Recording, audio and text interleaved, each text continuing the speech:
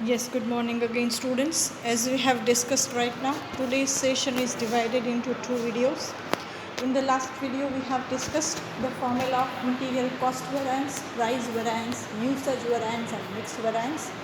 In this video, we are going to discuss other two formula, that is material sub-usage variance and material yield variance. Material sub usage, હવે તમારી ક્વોન્ટિટીમાં change આવ્યો છે, બરાબર ને? Material use કર્યો છે એમાં ચેન્જ આવ્યો છે, તો અહીંયા તમારે સ્ટાન્ડર્ડ અગેન રિવાઇઝ કરવું પડશે. ઓકે, કે પહેલાં શું હતું તો કે 100 યુનિટ્સ હતું અને તમારું એકચ્યુઅલ યુસેજ થયું માનો કે 110. તો હવે તમારે પહેલાં 110 માટે સ્ટાન્ડર્ડ કેટલું હોવું જોઈએ ને એ નક્કી કરવું પડે, બરાબર છે? So here we are revising the standard. So for that purpose, there would be a difference between previous standard and current standard. So for that purpose, we are using this formula. So point number 1, when the sum of standard mix is not equal to the sum of actual mix, the material sub-usage variance arises. It means that the quantity used has also increased or decreased. Again, આપણે જેમ વાત થઈ કે મિક્સમાં variation આવે એટલે usage variation આવે છે, એટલા માટે જ વર્ડ છે સબ usage વેરાયન્સ. So the formula is given, sub usage variance. See again, usage ની વાત કરીએ છીએ તો જે ફોર્મ્યુલા હોય બ્રેકેટમાં બી એ જ વસ્તુ આવશે. બટ યર one thing has to be remembered very well, બંને સ્ટાન્ડર્ડ મિક્સ જ છે, પણ કેવું, પહેલાં એકલું સ્ટાન્ડર્ડ મિક્સ અને પછી revised standard mix, right? So material sub usage variance, standard price into standard mix minus revise standard mix. આ બધાનું detailed information, detailed explanation again repeat કરું છું જ્યારે આપણે એક્ઝામ્પલ સોલ્વ કરીએ છીએ ત્યારે તમારી સામે અમાઉન્ટ્સ ને બધું હશે ને, એટલે તમને એક્ઝેક્ટ આઈડિયા આવી જશે કે કઈ વસ્તુઓ ક્યાં અપ્લાય થાય છે, right? Second, in short, material sub usage variance means SP into SM minus RSM. RSM એટલે કે રિવાઇઝડ સ્ટાન્ડર્ડ મિક્સ. તો અહીંયા તમારું જે ક્વોન્ટિટી યુસેજમાં ડિફરન્સ છે એ જ તમારે અહીંયા ધ્યાનમાં લેવાના છે. Okay, so this is the formula of material sub usage variance. Now material yield variance. Yield એટલે કે આઉટપુટ. ઓકે, લાસ્ટ તમને જે ફિનિશ્ડ પ્રોડક્ટ મળે છે દેટ ઇઝ આઉટપુટ. તો આ ફોર્મ્યુલા ક્યારે યુઝ થશે? જ્યારે તમારી પ્રોસેસમાં પ્રોડક્ટના મટીરિયલના યુનિટ ઇન્ટ્રોડ્યુસડમાં લોસ હશે. તમે લોકો પ્રોસેસ કોસ્ટિંગમાં જ વસ્તુ કરેલી છે, abnormal loss, normal loss, right? So what is normal loss?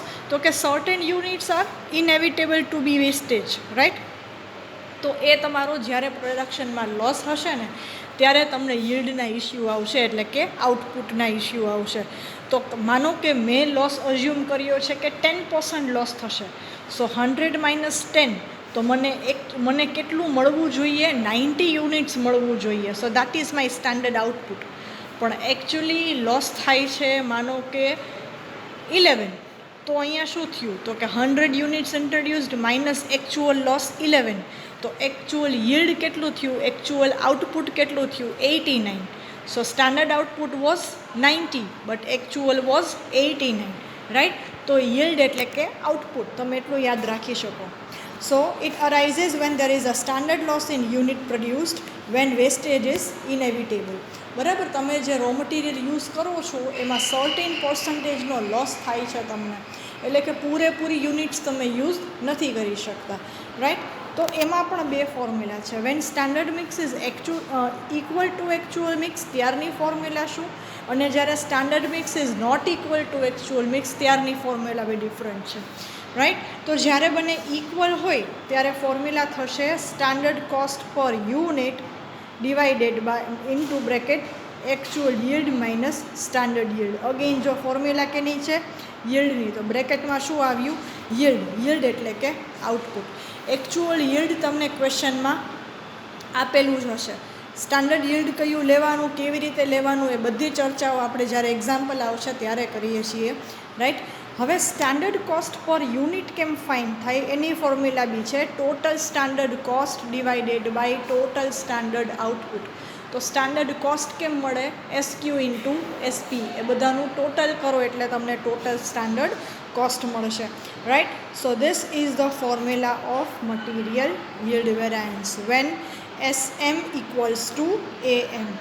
Likewise when SM is not equal to AM, બંને મિક્સની ક્વોન્ટિટીમાં વેરિએશન છે તો શું કરવાનું? તો ફોર્મ્યુલા શું થઈ? એકચ્યુઅલ યીલ્ડ માઇનસ આગળ શું હતું? Actual yield minus standard yield. અહીંયા છે actual yield minus revised standard yield. બરાબર છે, રિવાઇઝડ વર્ડ આવ્યો. સો રિવાઇઝડ કોને કહેવાશે? કેમ મળશે? તો કે actual quantity minus standard loss. તો તમારે પહેલાં આ ચેક કરી લેવાનું, એકચ્યુઅલ મિક્સ ઇન્ટુ અને સ્ટાન્ડર્ડ મિક્સ બંને ઇક્વલ છે કે નથી. જો ઇક્વલ હોય તો ફર્સ્ટ ફોર્મ્યુલા, જો ઇક્વલ ના હોય તો second. In majority of the cases we are going to use the second formula, right? So here either material mix and sub usage or material yield. So we can say the total of material mix plus sub usage would be material yield variance. Okay, તો sub usage calculate કરો કે yield calculate કરો, બંને same. Mix તો આવશે જ અને sub usage કે yield એવી રીતે લેવાનું, રાઈટ? સો જ્યારે આપણે એક્ઝામ્પલ આવશે ત્યારે તમને આઈડિયા આવી જશે. તો એક વખત પાછું જોઈ લઈએ. મટીરિયલ યુસેજ વેરાયન્સ, એની formula SP into SM minus revise standard mix.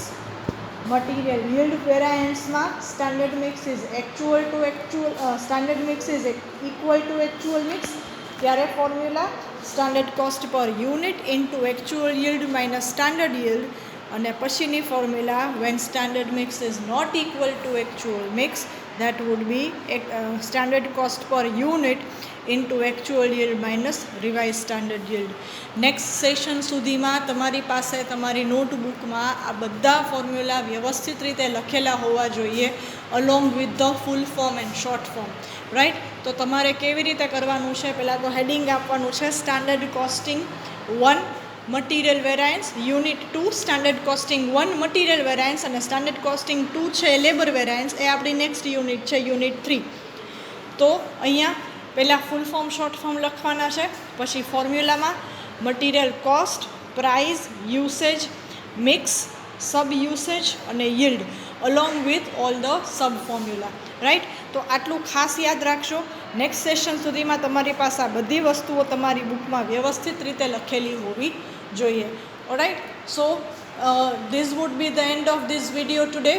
Thank you all so much and have a happy holidays and happy Janmashtami to everybody. Thank you all.